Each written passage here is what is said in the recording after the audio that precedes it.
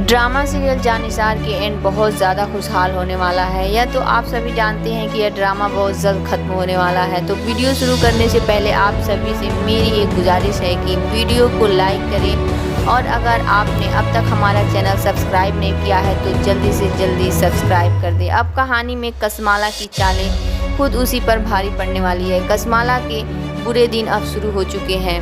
वही जब हम सभी जानते हैं कि कसमाला से किसी भी अच्छे काम की उम्मीद बिल्कुल नहीं की जा सकती है। वो हमेशा नौशेरवा की ज़िंदगी से दुआ को निकालने की साजिशें रचती रहती है, लेकिन उसकी कोई भी साजिशें नौशेरवा को कामयाब नहीं होने देता है, क्योंकि दुआ की जगह कसमाला तो क्या कोई दूसरी औरत भी नहीं ले सकती है। बहरहाल दुआ कसमाला की सारी बातें चुपचाप सुनती रहती है। कसमाला उससे कहती है कि तुम इस घर से जाने की तैयारी कर लो, मेरा मतलब है कि अपना सामान पैक कर लो, क्योंकि अब मैं यहाँ आ गई हूँ और बहुत जल्द तुम्हें इस घर से निकाल दूँगी। फिर कसमाला दुआ से यह भी कहती है कि जाते वक्त तुम यहाँ से कोई भी कीमती सामान लेकर नहीं जाना, क्योंकि मैंने नौशेरवा ने यह सब कुछ अपनी मेहनत से बनाया है और इस घर पर सिर्फ मेरा और मेरे बच्चों का हक है। दुआ सामने खड़ी होती है, यह सब सुनकर मुस्कुराती रहती है। फिर कसमाला कहती है कि मैं तुम्हें इसलिए कह रही हूँ क्योंकि तुम इस बहुत छोटे से घर से आई हो। छोटे घर की लड़कियाँ बड़े घरों में आकर बड़े बड़े ख्वाब देखने लगती हैं, लेकिन मैं तुम्हारे ख्वाब को पूरा नहीं होने दूँगी। दुआ अब कसमाला से कहती है जो कुछ बोलना था बोल लिया, अब मेरी सुनो, ये मेरा घर है और नौशेरवा ने यह घर सारी प्रॉपर्टी मेरे नाम कर रखी है। उन्होंने यह सब अपने दिल से और खुशी से मेरे नाम किया है। वैसे भी मुझे उनकी दौलत नहीं चाहिए। नौशेरवा ने जो मुझे इज्जत और अधिकार दिया है वह कभी तुम्हें दे पाएगा। मुझे सिर्फ नौशेरवा का प्यार चाहिए और तुम्हें तो मैं अच्छी तरह जानती हूँ। तुम नौशेरवा को पाने के लिए अपनी बेटी का इस्तेमाल कर रही हो, कितनी शर्म की बात है। असल में नौशेरवा तुम्हारे गंदे कामों से वाकिफ़ है, इसलिए वह तुम्हें कोई तवज्जो नहीं देने वाला है।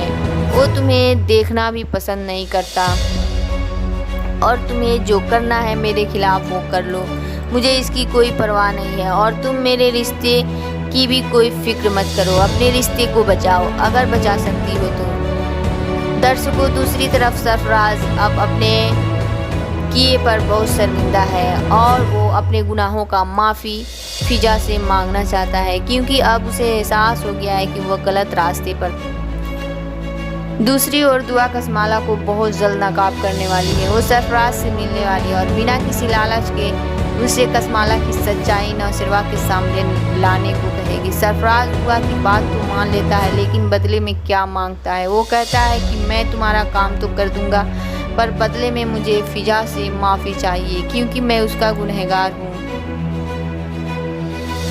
मैंने बहुत बड़ी गलती की थी और अब मुझे एहसास हुआ कि मैं बाप बनने वाला हूँ। दुआ कहती है कि ठीक है, यह मामला हम बाद में सुलझा लेंगे, पहले कसमाला का असली चेहरा उजागर कर दो, जो अब तक बहुत अकड़ दिखा रही थी। इसके बाद सरफराज कसमाला से मिलने के लिए उसे बुलाएगा कि अब आगे क्या करना चाहिए। कसमाला उससे मिलने के लिए चली जाएगी और जब उसकी बातचीत हो रही होगी तो सरफराज छुपकर उसकी वीडियो बना लेगा। कसमाला को इसकी भनक तक नहीं होगी, क्योंकि सरफराज पहले तो बहुत चालाक और शातिर इंसान है। इस मुलाकात के बाद कसमाला खुश हो जाएगी कि यह आखिरी वार है जो सीधा नौशेरवा के दिल पर लगेगा और उसे पूरी तरह से तोड़ देगा। लेकिन बेचारी कसमाला को नहीं पता है कि वार अब उसी पर उल्टा पड़ने वाला है। इसके बाद कसमाला पूरी तरह से बेनकाब हो जाएगी और उससे हमारी जान छूट जाएगी।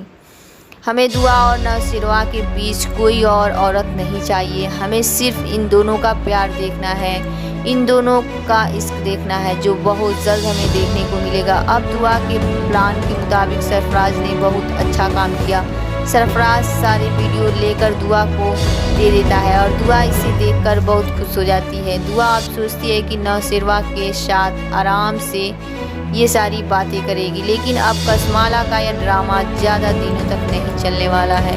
दुआ कहती है कि अगर कसमाला हमारी ज़िंदगी में और रही तो नौशेरवा को भी नुकसान पहुंचा सकती है और मुझे भी उससे खतरा है। दूसरी ओर